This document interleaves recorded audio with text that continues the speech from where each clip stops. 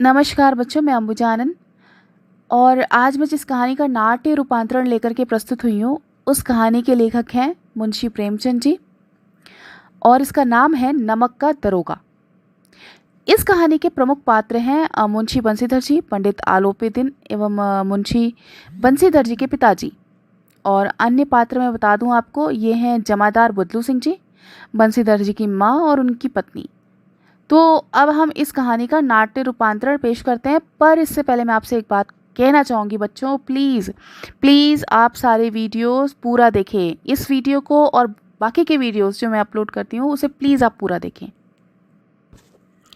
बच्चों, जब अंग्रेज़ों ने ईश्वर की दी हुई वस्तु, जिसको अमीर और गरीब सभी उपयोग करते हैं, उस पर टैक्स लगा दिया, तब उनकी कालाबाजारी आरंभ हो गई और इस कारण अधिकारियों के पौबारा हो गए। अब जब नमक का नया विभाग बन ही गया था तो पटवारीगिरी का सर्वसम्मानित पद छोड़ छाड़कर लोग इस विभाग की बरकंदाजी करते थे। इसके दरोगा पद के लिए तो वकीलों का भी जी ललचाता था। यह वह समय था जब अंग्रेजी शिक्षा और ईसाई मत को लोग एक ही वस्तु समझते थे। फारसी का प्राबल्य था।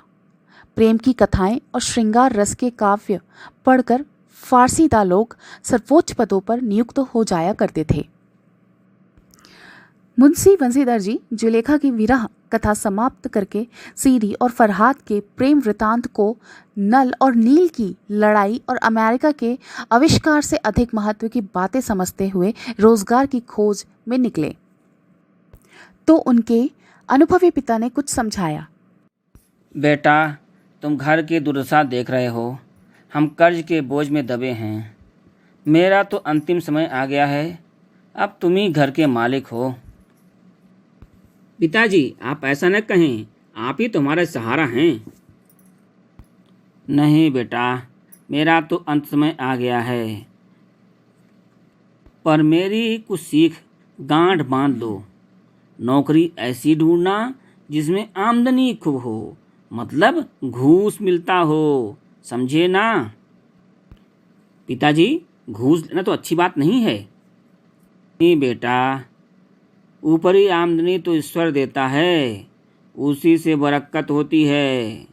मासिक वेतन तो पूर्णमासी की चांद है, जो एक दिन मिलता है और फिर समाप्त हो जाता है।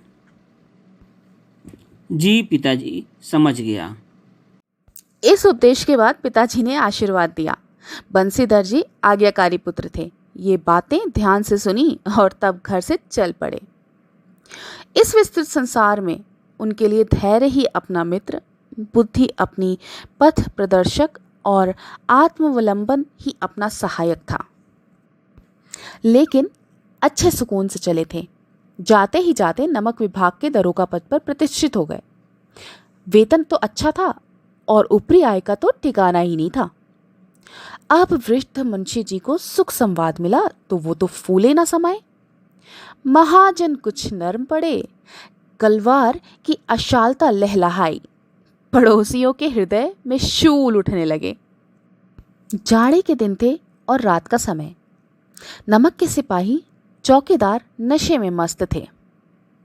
मुंशी बंसीधर को यहाँ आए अभी 6 महीने से अधिक न हुए थे, लेकिन इस थोड़े समय में ही उन्होंने अपनी कार्यकुशलता और उत्तम आचार से अफसरों को मोहित कर लिया था। अफसर लोग उन पर बहुत विश्वास करने लगे थे। नमक के दफ्तर से 1 मील पूर्व की ओर जमुना बहती थी और उस पर नावों का एक पुल बना हुआ था। दरोगा जी किवाड़ बंद किए मीठी नींद सो रहे थे। उनकी अचानक से नींद खुली तो उन्होंने नदी की प्रवाह की जगह गाड़ियों की गड़गड़ाहट तथा मल्लाहों का कोलाहल सुनाई दिया उन्हें। तो वो उठ बैठे। वह सोचने लगे, इतनी रात गए गाड़ियां क्यों नदी के पार जाती हैं? अवश्य कुछ न कुछ गोलमाल है। तर्क ने भ्रम को पुष्ट किया।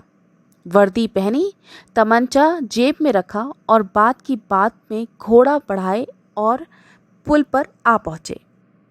गाड़ियों की एक लंबी कतार पुल के पार जाती देखी तो डांट कर पूछा, गाड़ियाँ किसकी हैं? जी, पंडित आलोपीदीन। कौन पंडित आलोपीदीन? जी, दातागंज वाले।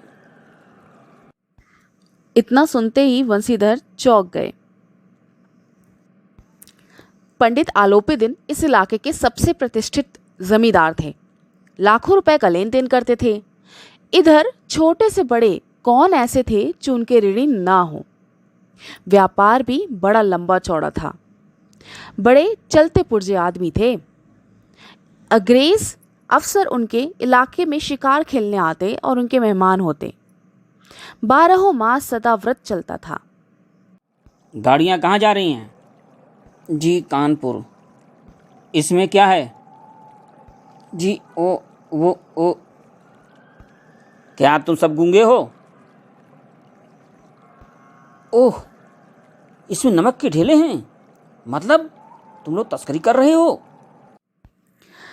पंडित आलोपितिन जी अपने सजीले रथ पर सवार होकर लिहाफ ओढ़ के दरोगा जी के पास आते हैं और बोलते हैं, बाबूजी आशीर्वाद। अरे हमसे कौन सी गलती हो गई थी जो आपने हमारी गाड़ियाँ रोक दी? हम पर तो आपकी कृपा दृष्टि बनी रहनी चाहिए। सरकारी हुक्म है, हम कुछ नहीं कर सकते। हम सरकारी हुक्म नहीं जानते, न हम सरकार को। हमारे सरकार तो आप हैं। हमारा और आपका तो घर का मामला है, हम कभी आपसे बाहर हो सकते हैं। आपने व्यर्थ कष्ट उठाया। यह नहीं हो सकता कि हम इधर से निकलें और घाट के देवता को भेंट न चढ़ावें। मैं तो स्वयं ही आपकी सेवा में आ रहा था। महाराज, आपके ऐश्वर्य का हम पर कोई प्रभाव नहीं पड़ेगा। हम उन नमक हरामों से में नहीं हैं जो चंद पैसों के लिए अपना ईमान बेच दें। जमादार बदलू सिंह, इन्हें गिरफ्तार करो।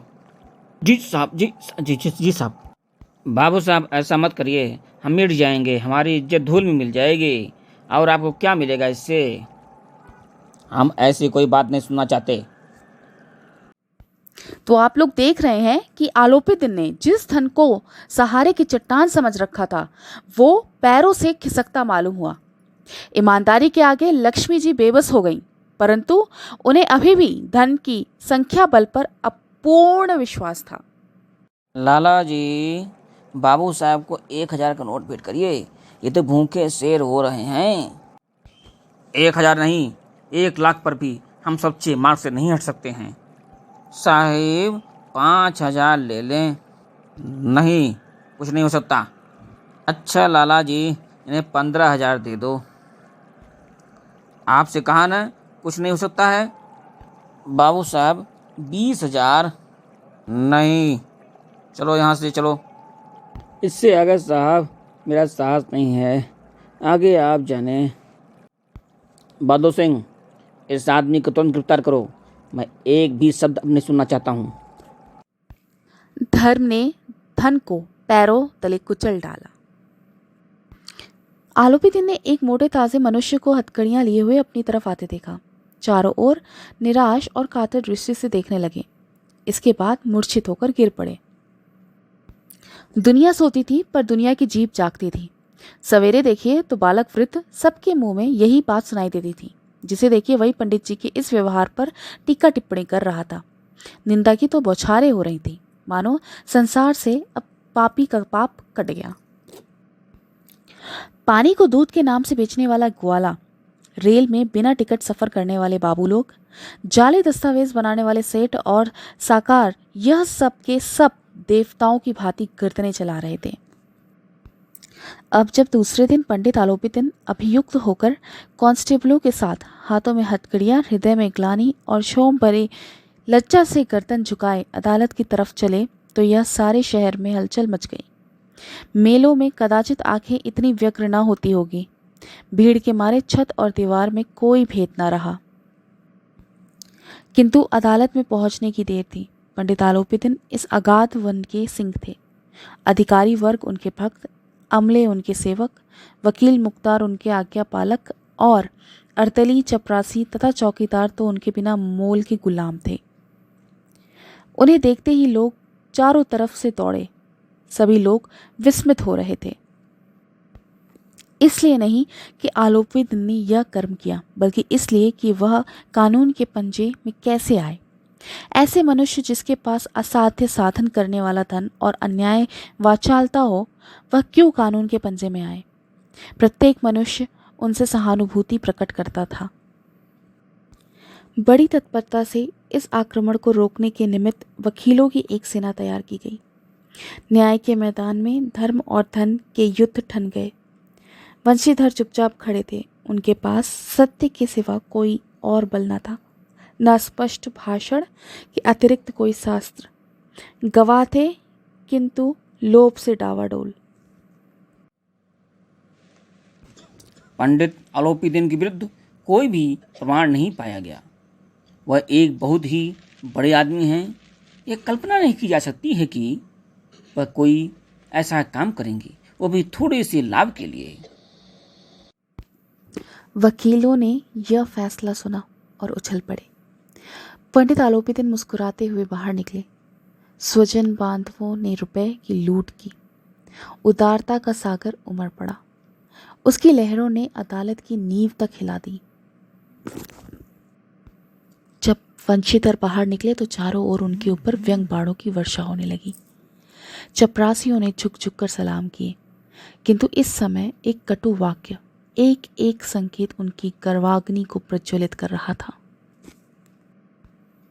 कदाचित इस मुकदमे में सफल होकर वह इस तरह अकड़ते हुए न चलते।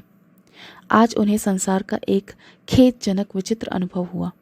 न्याय और विद्युता, लंबी चौड़ी उपाधियां, बड़ी बड़ी दाढ़ियां, ढीले चोंगे एक भी सच्चे आदर का पात्र नहीं है। मुंशी वंशीधर, आपको बर्खास्त किया जाता है। आपने आलोपीदीन जैसे बड़े आदमी से बैर लिया, यह अच्छा नहीं किया। चलते चलते इस लड़के को कितना समझाया था, पर एक भी नहीं सुनता है यह।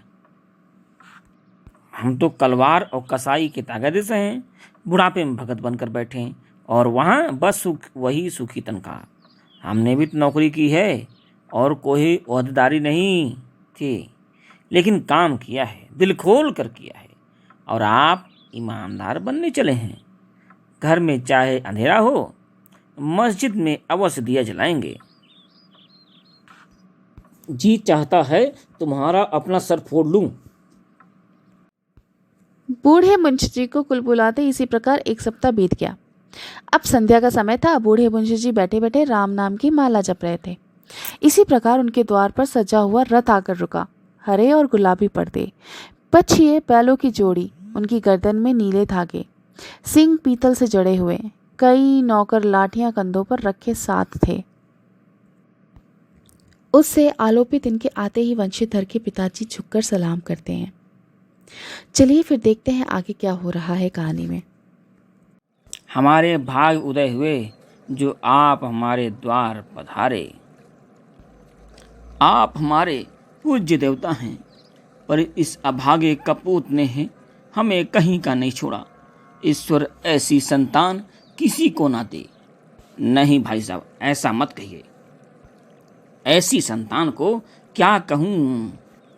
नहीं भाई साहब, ऐसे कुल तिलक, पुरखों की कीर्ति को उज्जवल करने वाले ऐसे महान धर्मपरायण मनुष्य नहीं मिलेंगे जो धर्म पर अपना सब कुछ अर्पण कर दें। दरोगा जी, आप मेरी इन बातों को खुशामद मत समझिएगा। मुझे किसी की खुशामद करने के लिए इतनी दूर आने की आवश्यकता नहीं है।